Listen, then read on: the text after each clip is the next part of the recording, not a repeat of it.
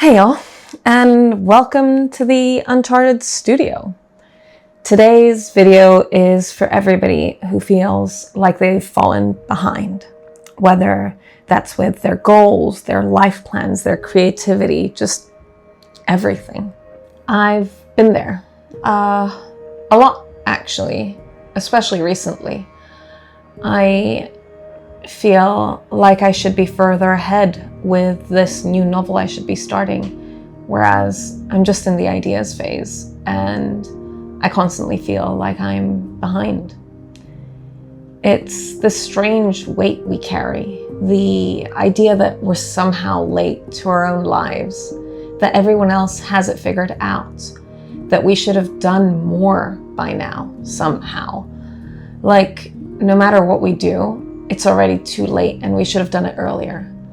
It kind of feels like everyone else is sprinting and you're still learning how to tie your laces and you're left thinking, now what? So let's challenge that. What if you're not behind at all? What if you're exactly where you need to be? What if all these things that you're doing have been the solid foundation that's going to help you take the next step and the step after that? So today's video is a quiet one. It's a cozy, honest chat about this feeling of being behind and what to do when it shows up. We live in a world that's obsessed with timelines. By 25, you should have done this. By 30, you should be here. By your age, you should know this, whatever this is. But creativity doesn't work like that, and neither does life, not really. So growth is nonlinear, healing is nonlinear, and we have to honor that. Finding your voice, finding your people, finding your purpose, it all happens at its own pace, and you just have to be there, be open to the experience whenever it happens. There are seasons of momentum where you feel like you keep moving forward, and then there are seasons of stillness. And unfortunately, it seems like this feeling of being behind creeps up on us whenever we're in this moment of calm. There are times when you feel like you're on fire with inspiration, and then there are times when you're just quietly observing the world. Those aren't wasted chapters. They're a foundation. They're the quiet before the growth, before something good takes off. So let's talk about what you can do when that I'm feeling behind feeling shows up, because it will, sometimes for just a moment, but sometimes for weeks. The first thing you can do is just zoom out. We are so good at micro-focusing on what we haven't done, but take a step back and look at where you were 6 months ago, a year ago, 5 years ago. You'll probably see a lot of movement and progress, a lot of courage, and a lot of growth that you don't notice when you're so focused on where you are right now and where you want to be. 5 years ago, I was basically bedbound due to my chronic illnesses, but a little over a year ago, I started playing paddle, which is a sport that's a lot like tennis, if you haven't heard of it. Even just a year ago, I couldn't in my wildest dreams imagine this space taking shape. And now it's something that I'm working on steadily each and every day. So movement is happening all the time. Maybe you're not quite there yet, but you're taking steps, however small, to just keep going. One of my favorite quotes from Disney movies is from Meet the Robinsons. I think that's the name of it. Anyway, it's a famous Disney quote where it's just keep moving forward. And I feel like that's something that really applies. When you feel like you're behind, just keep moving forward, even in a tiny way. My second tip is to get off the algorithm's timeline. Comparison thrives on half-truths. On socials especially, you're seeing someone's curated 10% and comparing it to your unfiltered life. This is part of social comparison theory, although Festinger came up with this long before social media. He basically said that we evaluate ourselves and our worth based on how we compare with others. In our everyday lives, this can show up, for example, as anxiety while scrolling. We always compare upward to people who we consider more successful than us, but without taking into account how this comparison is biased. To shift this, take a break. Unfollow accounts that make you feel demotivated, log off for a little while, and just reconnect with your real rhythms. Basically, start comparing inward or backward to your own standards and to your own past achievements. Celebrate your own timeline. Take a break to appreciate who you really are. And if you do choose to stay online, I recommend connecting with accounts that show more than the 10%. For example, for writers, V. Schwab's social media and her newsletter share her anxieties, her uncertainties, her thoughts, her doubts, her fears. They share everything, her moments of vulnerability and chaos, rather than just the pristine and polished stack of bestsellers she's published. Do you have any favorite accounts that you follow which share more than that 10%? Drop them in the comments. I'd love to find more real sources of inspiration. A third tip is to come back to your creative center, to what makes you feel like you again. For me, that includes a slow morning, a good book, time working on a puzzle, maybe a walk in nature, time crafting, and of course, spending quality time with my partner, my dogs, and my friends. These moments remind me of what really matters to me. They remind me why I choose to do what I'm doing, and they give me inspiration and courage to write, and sometimes the kick in the butt to keep moving forward. This is especially relevant when we're in the incubation stage of an idea, or if we're in creative recovery after burnout. If you think of the Wallace model for creativity, for example, there are these silent phases where ideas rest and brew.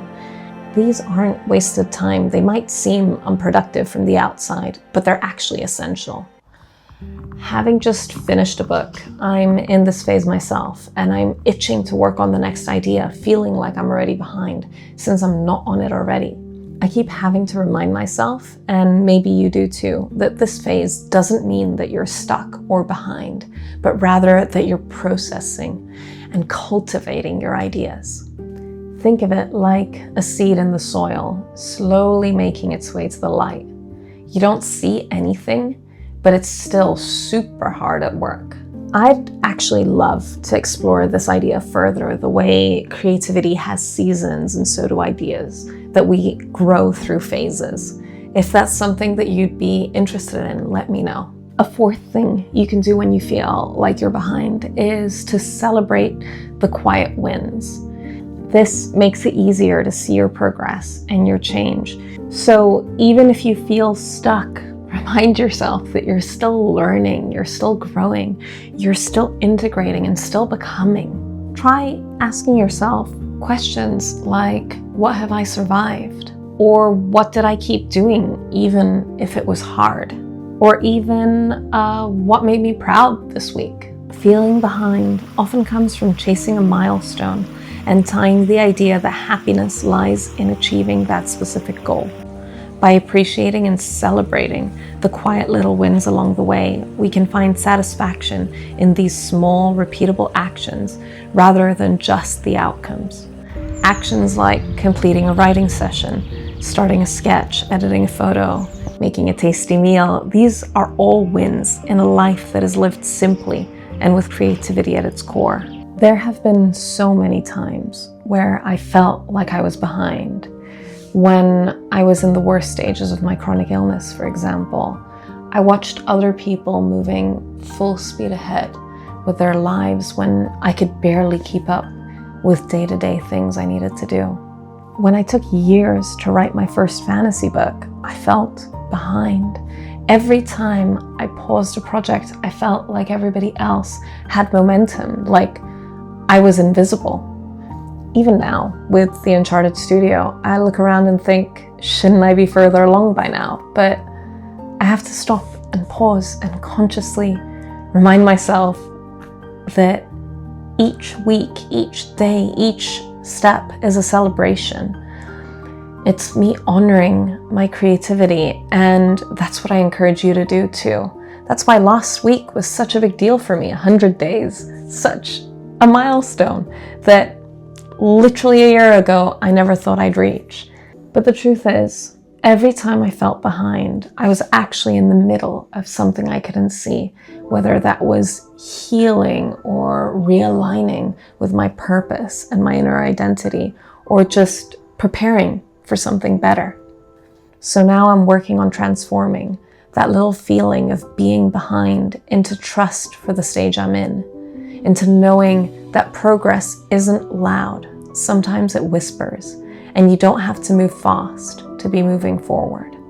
We unfortunately live in a culture that is obsessed with speed, but some things can't be rushed. Some of the most powerful and successful artists and writers and musicians, they found their groove later in life, or in their second chapter, or after a long break, and that is beautiful.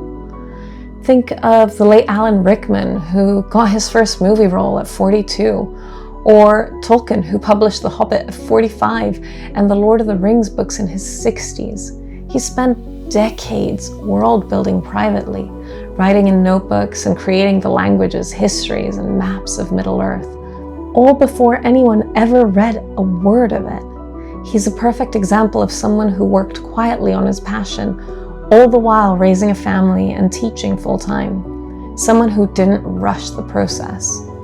So if you feel like you're blooming late, you're still blooming. If it's taking longer than you thought, it doesn't mean it's not happening. And if you're watching others just pass you by, just remember, they're not on your path. There is no one right way to be a creative person. So if you've been feeling like you're behind lately, like you've somehow missed your chance or wasted your time or failed, I don't know. Please hear me when I say you are not behind. You are becoming. So let yourself move at your own pace. Let yourself bloom in your own time. Let yourself keep growing and honor where you're at. Because there is no timeline, there's no counter, there's no expiration date for creative growth. And what you make, what you are becoming, is totally worth the wait. If this video resonated with you in some way, leave a little sprout emoji in the comments below, because we're all little sprouts, we're all growing on this journey. And share it with someone who needs a gentle reminder that maybe they're not behind, maybe they're just growing and becoming something special. And if you want to keep exploring intentional creativity, subscribe, stick around. I'm going to leave a video linked somewhere here for you that the algorithm thinks you would like. So let's give that a shot if you're interested. And I'm so grateful that you spent time with me today.